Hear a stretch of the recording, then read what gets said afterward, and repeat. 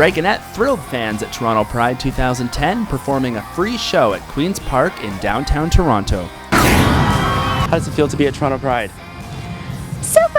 Xtra.ca caught up with the band for an interview and to get a close-up look at drummer Joel's sexy V-neck t-shirt. Proud of his hairy chest, the Dragonette drummer revealed that he's the band's official cub. He's the band's cub, don't you think? And he's growing into a bear, don't you think? No, I can't be a bear yet. No. You're a cub. I'm a cub, yeah. Twink for crying out loud. Art fag.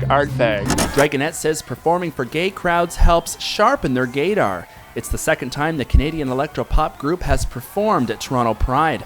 This year, the band treated fans to a show over 30 minutes long, performing songs from their debut album Galore and their latest release, Fixin' to Thrill. Your albums always have interesting names. You know, we have Galore, Fixin' to Thrill. What does Fixin' to Thrill mean? It means I want to thrill you. I want to rock your world right now, so fucking give it to me. How do you come up with an album name? How does it come about? That's the most fun part.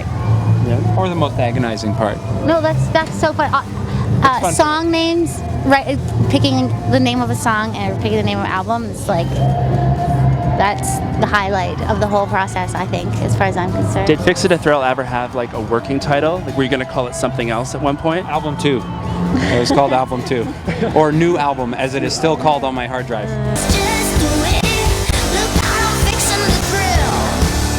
Fixin' to Thrill, as soon as we wrote that song and I wrote that lyric, I was like, oh, I love that. I want that to be the name of the album. Oh, Beef Milk. Beef Milk. I want to have an album called Beef Milk.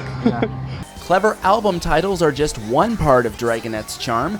Music lovers praised the band's debut album Galore for its cheeky, hypersexual lyrics about infidelity and promiscuity. Fixin' to Thrill reveals a more emotional side to the band, shaping out the Dragonette experience into a well-balanced affair. I remember kind of wrestling with the idea of us being like a sex band, in the sense that we wrote some songs about maybe fucking around once or twice, or like once or twice too often. And I think, and also if one paid attention to Tina's lyrics, it was way more, it was more like questioning it almost than living it.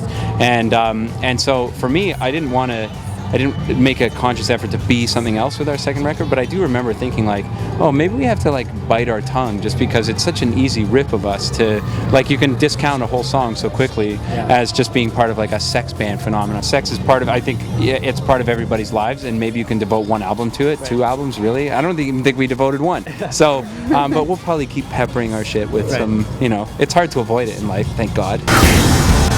One thing I noticed with a couple of your videos, like I think of the Take It Like a Man video, it's like a spoof of a 70s porn shoot or a Boogie Nights sort of parody. And then you guys also made that commercial, You Are Urine. Yeah. It was almost like a spoof of those celebrity sex, you know, perfume ads. Is there an element of Dragonette that is almost satirical of sexuality in some ways? I think the urine thing was just a really, when Tina and Drew, the guy who directed it, came up with that idea, I just thought it was so awesome, because it was like such a great rip of something that the number of, so ridiculous, like over-sexualized in particular, like Gwen Stefani coming out of like a shell to like sell perfume, like really, what the fuck is that? But otherwise, satire is an easy, is a really dark road to go down. Like, you become a joke, and I think in our case, like the Take It Like a Man thing, when we made that video, that was like a breath of fresh air, and all the treatments that had been proposed, where everything else was like, Tina was like whips and chains, and it was like guys like tied down and getting just like waterboarded ridiculous. and shit. Yeah, it was just crazy, and we were like, really, this is what you think when you hear this song? I don't know. I'm really proud of that video. I don't know if it's satirical or tongue-in-cheek or what, but it was fun. If you could collaborate with anyone at all, who would it be? Dead or alive? Dead or alive? Oh, dead or don't alive. do the dead thing. Jesus. Oh, come on. Okay, why don't we do both? Alive. Start. Interesting question. I don't know. Who would it be alive? Dan, that's what you want to say. Dan wants to say Paul McCartney. That's what he wants to say. Yeah? No, that would Dragonette and Paul McCartney? That would just be like a sitting in the room in awe kind of moment. Prince would be awesome. Prince? Yeah, Prince would be great. Yeah. Yeah, and then dead, I would choose Freddie Mercury. only because I watched him on the videotape the other day, and he's fucking awesome. And Dan's dying to collaborate with the guy who sang "You're Beautiful." That one, remember?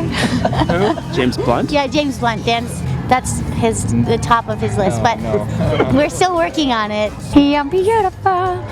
And beautiful could be one word to describe Dragonette's fan base. During our interview, a curious onlooker joined our chat to give the band a present, a collection of lipstick red umbrellas. Hello, Dolly. Dragonette has the best fans. And for the fans out there wondering when and if Dragonette will ever launch their own fashion line, well, you'll just have to wait. Me and my friend were talking about that, but I think it's too much responsibility. I think I'd like to write a new album first.